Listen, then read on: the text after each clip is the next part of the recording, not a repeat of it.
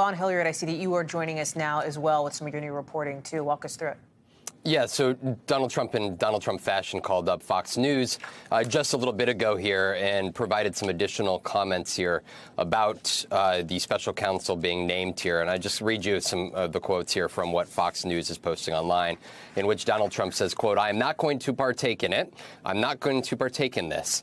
He referenced how comes just days after his 2024 announcement. The other quote that, of course, here is notable is, quote, "The Republican Party has to stand up and fight," which is the sentiments that he has continued to push. And as long as he remains the center focus of these investigations, he's going to be looking at Republicans to rally against him, much like they did after the Mar-a-Lago search warrant execution there, Hallie. And when you're talking about the investigation surrounding January 6th and Donald Trump's potential role in it, take into account that just 2 months ago, those 40 subpoenas coming from the Department of Justice to individuals around Donald Trump could lend credence to the idea that there is more that has been gained here from the Department of Justice over just the last 2 months.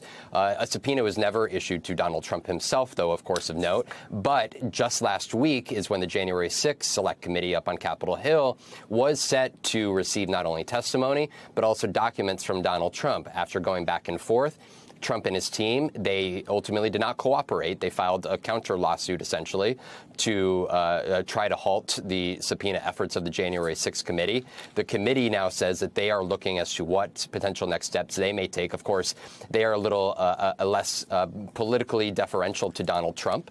And so the question is, would they refer him for potentially contempt to the Department of Justice? Of course, that would be the Department of Justice to determine whether they would take that step there. But Donald Trump obviously indicating that he has no intention to work with DOJ investigators, the January 6th committee, over the next course of the month and a half. We're expecting hostilities to only rise. Hallie?